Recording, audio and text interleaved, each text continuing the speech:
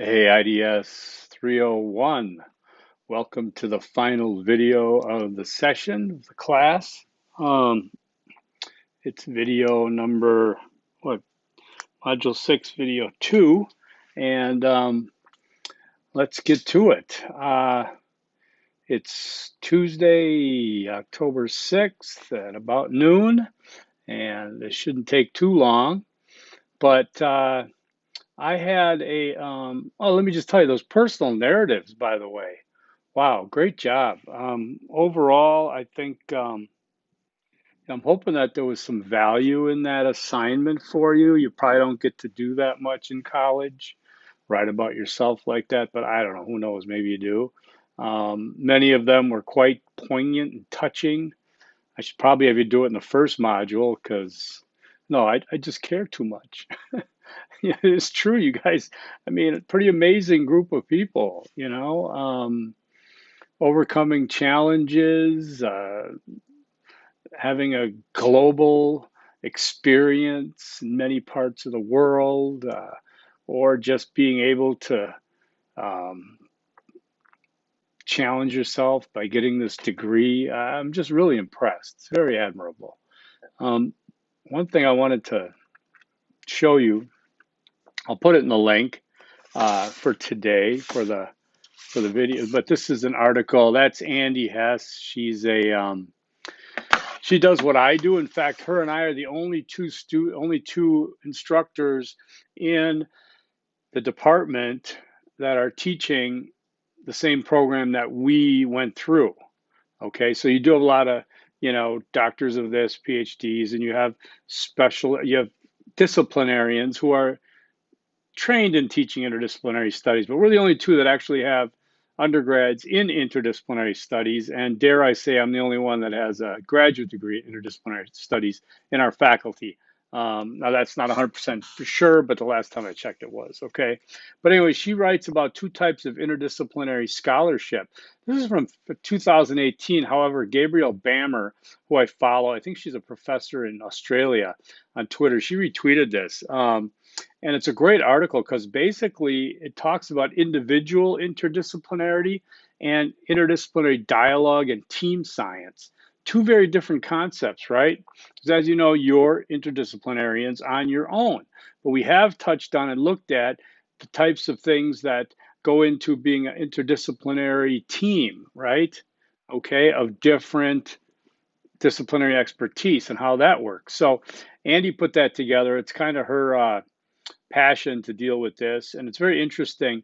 And I think actually the comments to it are very interesting. One was just from October 2nd. That was probably driven by the retweet, anyways. But I'm going to put this link in there. It might be something for you to keep in your toolkit that you can gather some more conceptual ideas and things. Okay, so that was one. There's another link I'm going to put in. Is actually off of the ASU website. I thought I had another one. Well, I guess not. But just as FYI, there is this here. It's a classical liberal education and leadership MA for some folks who are in this program. That maybe like me, I had 37 different jobs. That's a list. I have a list, so it's not a lie. I'm not exaggerating. I've had 37 different jobs. Got fired only once on all of them from, like I said, a whole spectrum of occupations. And,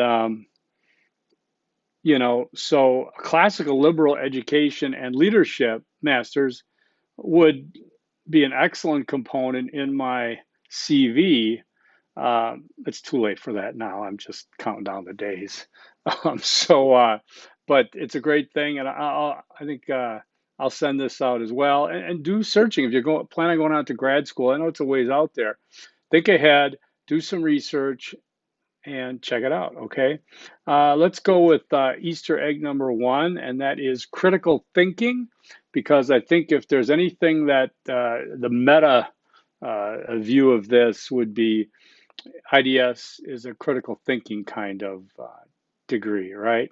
I think we've got into that a little bit. All right, so check your scores from day one on to make sure I did it correctly, okay?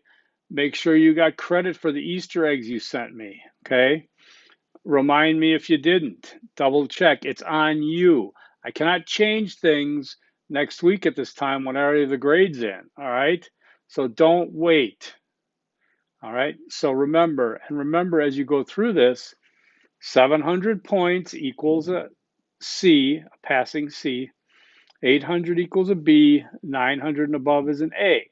All right, do the math. I have the grade book set up in points right now, so you should be able to figure that out. I hope I turned these on. I think I did. So, okay. Now the discussion board 6.2, 6.3. Again, you're writing about yourself a lot, but you're doing some deep dive thinking here, okay? Number one, it's mission and vision. This is important, I think. I used to do this when I wrote my blog. Wrote a blog back in 2007 to 2017. I still have my website, of course, but I haven't been doing that. But, for a couple of years in there, I actually like kind of reframe my mission every year, my vision every year, and I thought about it. And before 2010, I wasn't even in school yet. I mean, I didn't go to college. I didn't get to ASU until spring of 11. So I was doing these things on my own, trying to give myself an overreaching. Boy, that was good old days, right? When you could. Oh my God, I just saw something, a tweet. I guess the gist of it was, can you imagine if somebody was whispering in your ear that you should be doing, but I can't remember what it was, but then the thing was, okay, but can you imagine whispering in someone's ear? So unless you are really close to someone, you're not doing those kind of things. I think my son would swat me away deservedly. All right. So the ponderings, think it through. Remember, I'm just not going to say, oh, they splashed something on there, some word salad, and I'm going to score it.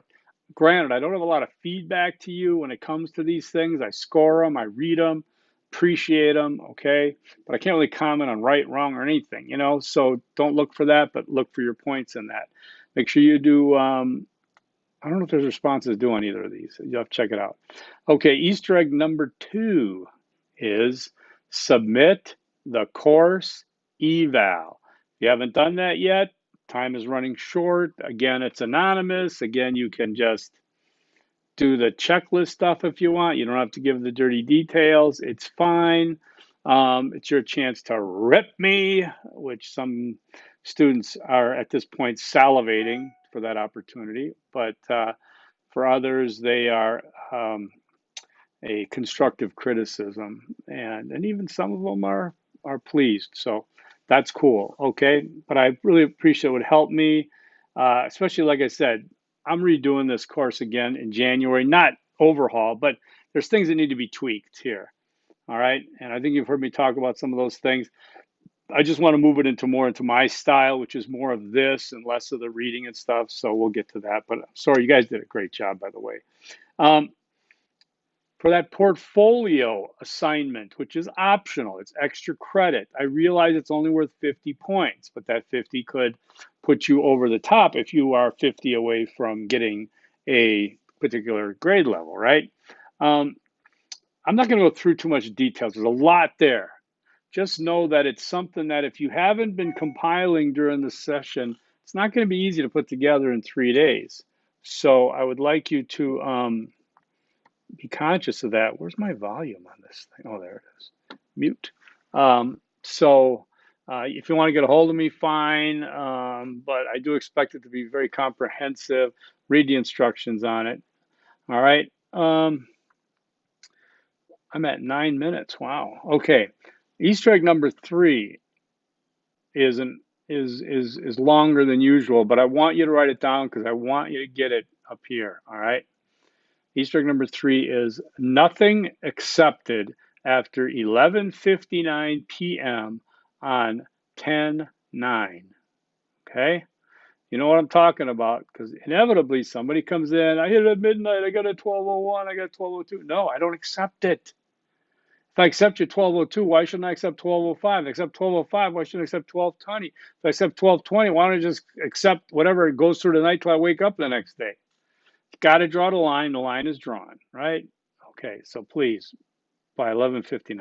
All right. It's been great. You guys are probably the best 301 class. I said, no, I don't say that. You're the best 301 class I've had. It's indicative by the grades that we're going to end up with. If you were able to stick it out, more power to you. That was some great stamina that you showed. It's been my pleasure. Namaste. And if you are in my 302, watch out, watch out. No, 302 should be a blast. If you're taking me next spring, great. 302 is great. I think 302 keeps getting better and better. And my students at the beginning are always freaking out. And then at the end, I'm looking now and they're saying that because I have a discussion board that tells them some feedback. And they're like, can't believe how great this was to actually do a research paper and not have it be totally stressing me out. It's pretty cool. So in any event, hopefully we'll have a convocation at some point in your future. Keep in touch. Do not, I don't, if you need any assistance with the 401, like say you're doing the advising paper, whatever it is, go out and find somebody in your fields, okay? Remember, my undergrad concentrations were African American studies and human rights. And then I'm an interdisciplinarian. It doesn't fit in a lot of 401s. So if you go out and find it. Don't be afraid. Professors, lecturers, they are expected to do service for the university, and that's what it is. My son just got done getting some advisor, and he was a little nervous and did the Zoom thing. It's like, Dad, that was so cool, you know. So, all right, forks up, peace. You guys take care.